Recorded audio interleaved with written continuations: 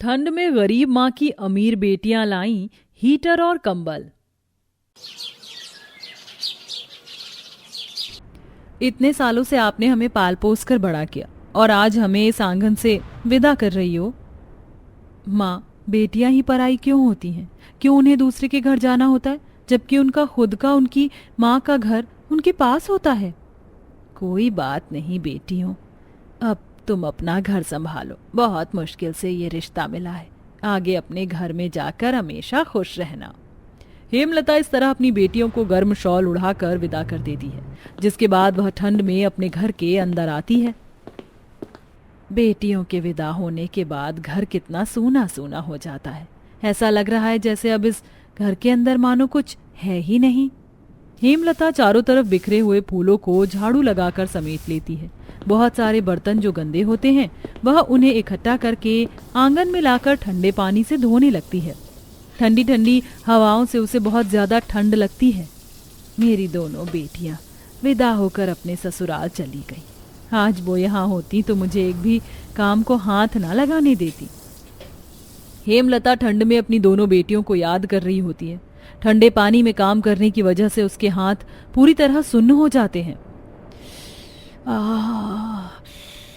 कितना ठंडा पानी है, बहुत ज्यादा ठंड लग रही है, बिल्कुल सुई की तरह चुभ रहा है। थोड़ी सी आग जला लेती हूँ, वरना मेरे हाथ अभी के अभी अकड़ जाएंगे।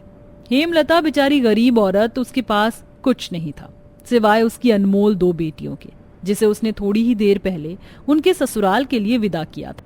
अब उसे ठंड में अकेले ही पूरे घर को संभालना था, लेकिन ठंड की वजह से वह घर के काम तक नहीं कर पाती है और उसके पास कई सालों का फटा पुराना कंबल होता है।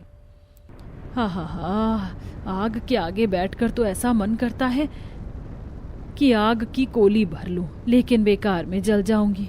चुपचाप जाकर कंबल में लेट जाती हूँ, थोड़ी देर निवास मिलेगी। हेमलता को अपने सूने सूने घर के अंदर अपनी बेटियों की हर छोटी छोटी बातों को याद आ रही होती है। वह अपने घर के अंदर जाकर जब कंबल के अंदर लेटी होती है तो उसके फटे हुए छेदों के अंदर से ठंडी ठंडी हवाएं उसके अंदर आ रही होती हैं। ओहो, इतनी ठंडी ठंडी हवा अंदर आ रही है, बहुत ठंड लग रही है। ये कंबल तो गर्म होने का नाम ही नहीं ले रहा। हेमलता इधर से उधर करवटें बदलती है और कपकपाती रहती है। मेरा ठंड से ये हाल हो रहा है तो मेरी बेटियों का क्या हाल हो रहा होगा। पता नहीं कैसी होंगी मेरी दोनों बेटियां अपने ससुराल में। हेमलता अपनी बेटियों के बारे में सोच रही थी तो उधर उसकी बेटियों का गृह प्रवेश होता है। आओ बहू, घर के अंदर आओ, इस घर में तुम्हारा स्वागत है। शिवांगी और करुणा दोनों पैरों से कलश को गिराकर घर के अंदर आती हैं, जहां उनके ससुराल में हीटर चल रहा होता है। अरे, ये क्या चीज है जिसके चलते पूरा घर गर्म हो रहा है? अरे शिवांगी, तुम्हें नहीं पता क्या? ये वही तो है जो हमारी पड़ोस वाली काकी के बेटे विदेश से लेकर आए थे। इसको हीटर बोलते हैं। हाँ करुणा, तुमने बिल्कुल सही कहा, ये हीटर ही है। शिवांगी और करुणा दोनों हीटर के सामने बैठ जाती हैं। तभी एक नौकर आता है और उन्हें कॉफी देता है। जब हम लोग अपनी माँ के घर पर रह रहे थे तो वहां हमारे पास लकड़ियों के जलाने के अलावा और कोई चारा नहीं था। वो भी आधी गीली और आधी सूखी होती थी, तो सही से जल भी नहीं पाती थी। हाँ, और वो फटा हुआ कंबल जिसमें हम सब एक साथ सोने की कोशिश करते थे, लेकिन रात को ठंडी ठंडी हवा उसके छेद के अंदर से आती थी। सही कहा तुमने, वो भी क्या दिन थे। दोनों बहनें अपनी पुराने दिनों को याद कर रही होती हैं। उनके अमीर ससुराल में उन्हें किसी भी चीज की कमी महसूस नहीं होती, तो वहीं उनका पहला दिन बहुत अच्छा जाता है। ऐसे ही अगले दिन वह दोनों बहनें अपने अमीर ससुराल में अपनी पहली रसोई की रस्म में गाजर का हलवा बनाती हैं। बहुत टेस्टी बनाया है, लेकिन तुम्हें यहाँ काम करने की जरूरत नहीं है, यहाँ हमारे पास नौकर है।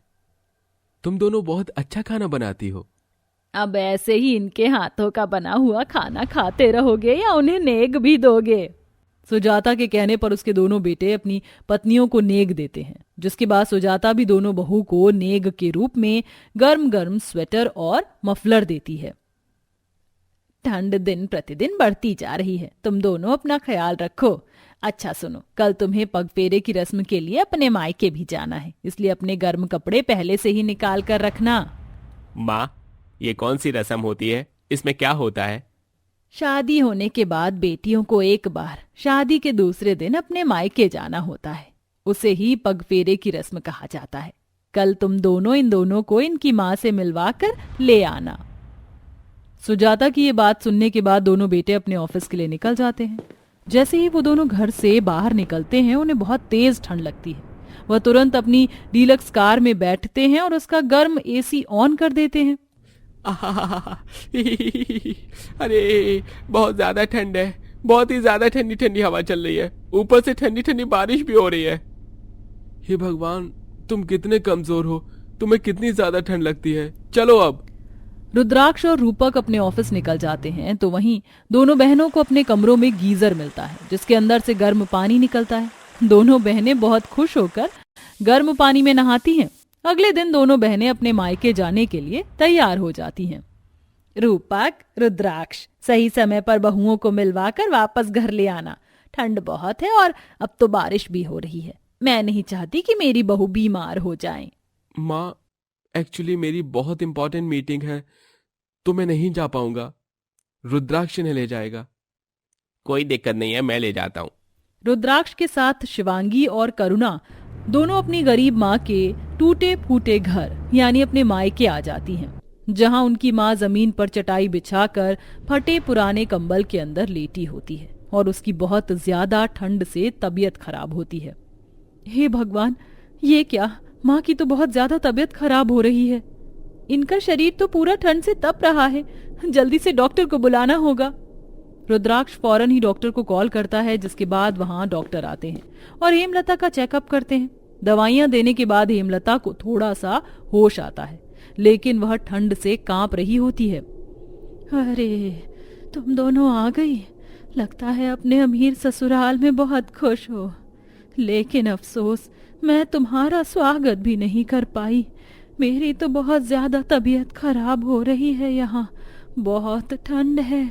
अपनी माँ की हालत देखकर दोनों बहनें बहुत चिंतित होती हैं। वह फौरन घर के बाहर आंगन में आग जलाती हैं और आग जलाने के बाद वह कोयले भरकर एक तसले के अंदर भर कर ले आती हैं। इससे थोड़ा बहुत तो घर गर्म होगा। रुद्राक्ष जी, क्या आज आप अकेले ही घर जा सकते हो? हमारी माँ की तबीयत खराब है, कल हम खुद वापस आ जाएंगे। हाँ हाँ बिल्कुल, मैं समझ सकता हूँ। आखिर ये तुम्हारी माँ है। चलो मैं चलता हूँ। अगर किसी भी चीज की परेशानी हो तो मुझे कॉल कर लेना। उस रात दोनों बहनें एक कपड़ा लेकर उसे गर्म करती हैं और उसे अपनी माँ के सीने की सिकाई करती हैं, ताकि उन्हें थोड़ी गर्माहट मिले। और अगले दिन उनकी माँ की तबीयत ठीक होने के बाद वह दोनों चूल्हे पर गर्म पानी करके उससे अपनी माँ को नहलाती हैं। माँ, गर्म पानी से नहाकर आपको कैसा लग रहा है? बहुत अच्छा लग रहा है बेटियों। तुम्हारे जाने के बाद मुझे तुम्हारी बहुत याद आती है। ऊपर से ये ठंड इतनी ज्यादा है कि मैं घर के काम भी नहीं कर पाती हूँ। शिवांगी और करुणा दोनों का चेहरा बहुत ज्यादा मायूस हो जाता है। वह दोनों अपनी माँ की देखरेख करके वापस अपने ससुराल आ जाती हैं, जहां वह अपने ससुराल में हीटर, गर्म गीजर और मखमली कंबल देखकर एक दूसरे से कहती हैं, अगर हमारी माँ के पास गर्म कंबल और हीटर होता तो आज उनकी ये हालत ना होती।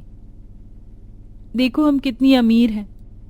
हमारी माँ ने कितना सोच समझकर हमारा रिश्ता इतने अमीर परिवार में किया, ताकि हमें कभी वो दुख ना झेलना पड़े जो हमारी माँ आज देख रही हैं, और चाह कर भी हम उनकी मदद नहीं कर पा रही हैं।